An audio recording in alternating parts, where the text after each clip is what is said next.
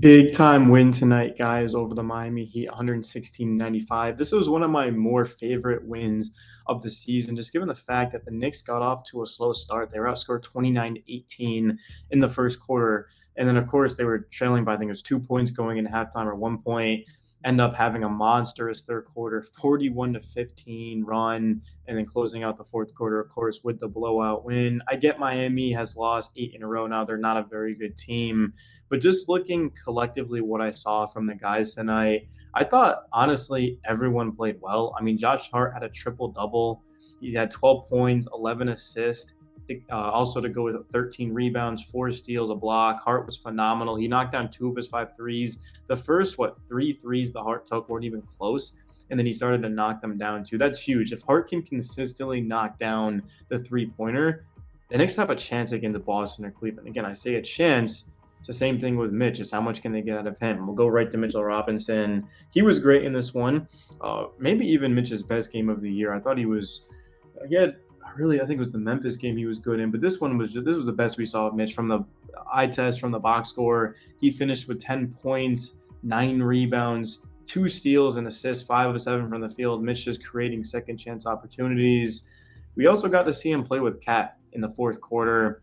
The Knicks were up so much that it didn't really matter, but they were out there together, and I think that's going to be the key to beating, again, the top teams in the East. I said that even before Mitch played this year, when he had that ankle surgery, was that I think Mitch and Cat together is going to be the answer.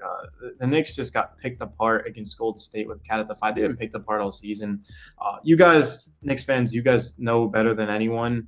The Knicks just are not a very good defensive team, and the reason for that is Cat's horrible on defense and Brunson's horrible on defense. You're not beating elite teams with two bottom 5 defenders at their position. So putting Mitch out there is definitely going to help create a lot more advantages.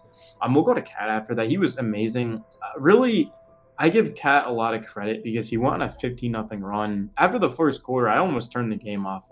After, of course, the Golden State loss, kind of expected we lost that, but it was frustrating. And then this slow start, but then I was like, I'm not going to do that. Like, come on, man, we got to watch this. And Cat goes on a 15-0 run, 23 points, 10 of 17 from the field, 3 of 5 from 3, 7 boards, 3 assists, a block. This is exactly why the Knicks traded Dante DiVincenzo and Julius Randle and a first-round pick for Cat. Is because he is the most gifted shooter we've ever seen, and he's just a different type of talent at that 5 position offensively. OG Anunoby, if you just looked at the box score, you would think he wasn't very good tonight. If you put money on him, again, you would probably really piss unless you took the under. But 2 blocks and a steal. This was one of OG's best games defensively. He was all over the place. I mean, Tyler Hero was pounding on the bench for a reason late in this fourth quarter. He just could not get anything going against OG. Did score 10 points in the first quarter, but after that, pretty much nothing. I think Hero probably had like 20. Yeah, exactly 20. So like he scored 20 points, but OG just was phenomenal. Mikal Bridges, 28 points, 10 of 14 from the field.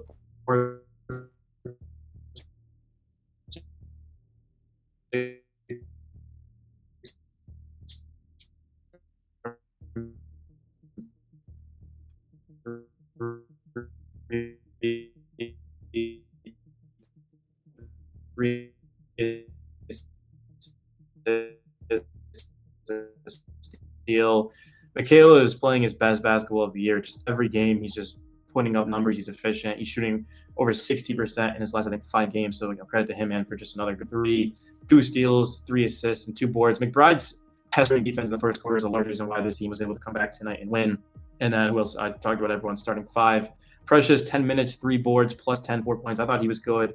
Well, Anton Watson, man, I'm kidding. He had 2 points in the last 3 minutes of the game. I was getting my highlights ready. So the last 3:30 of the game, I was listening on the radio essentially while I was getting the clips together. So I didn't really see that. I think Tyler Cole had a layup, right? Yeah, he had a layup. Lacombe Dowdy, the way he's been playing late, also 2 steals, 3 of 6 from 3. I don't think I'm the only Knicks fan that wants to see Shamet as a consistent piece of the rotation. I guess part would be a better way to phrase that. This his ability to stretch the floor is so huge. He's also an improved defender. I'm liking what I'm seeing out of Landry Shamet. Cameron Payne had 7 points, 5 assists, and 2 rebounds in 19 minutes. He was a plus 12. The bench was awesome. And this is exactly what I anticipated coming into the year for the Knicks is Mitch, Payne, Shamet, and then Precious Achiuwa. Hopefully PJ Tucker can eventually become a part of this rotation. I don't think that's going to happen anytime soon. I think PJ is just more so there just for toughness, injury purposes, to have some depth. But the crowd was chanting PJ Tucker. I don't really blame Tibbs for not putting him out there. I mean, I'd rather see Kolek and Dadier and these guys and Watson get out there. But at the same time, I mean, Knicks fans are the best in the world, so I would have liked to see Tibbs go to PJ Tucker, but PJ might not want to play. I don't really know. Obviously, I'm not in the locker room or wasn't on the bench listening, but DeLon Wright didn't play. I don't know why DeLon Wright's on this roster. I think he's on the team just in case there's like some serious injuries, but if you're not going to play a guy, why the hell are they even on the roster, right? Like PJ Tucker and DeLon Wright. I mean, I'd rather have TJ Warren and Moses Brown, like guys that are going to go, but hey, I'm not Leon Rose, so the Knicks shoot 49.5% from the field, 47.1% from three. How many turnovers did we force tonight, man? I mean, it was unbelievable. 20 turnovers is nuts for us. Like, that's crazy. The Knicks have 13 turnovers, which is a little bit above our season average. I mean, it's not 13, not going to kill it, but just the efficiency, the pestering defense. Miami looked like a G League team in that third quarter. I mean, Miami looked so bad. I think we honestly could have done better than them. It was horrible. But credit to the Knicks, man, being without Jalen Brunson. There's a lot of areas I think we're significantly better without Brunson, but like longevity wise, like we're not a better team without Brunson. That's crazy. But just the defense and the pace, like the quickness, I think is better without Brunson. That's one thing. Is everything just kind of slows down with Brunson. Which there's good and there's bad to that come playoff time. Like down the stretch of the Warriors game, we collapsed like without Brunson. I see the pace picking up and just the defense too. That would be great. I do think as well that Mikal Hart can handle the ball. And Cat, like it doesn't need to be all Brunson just going 1-on-1 like being a hero. But yeah, that's kind of everything I have to say, guys. Let me know your thoughts in the video down below. Knicks Daily. Our next game, I believe, is Wednesday, right?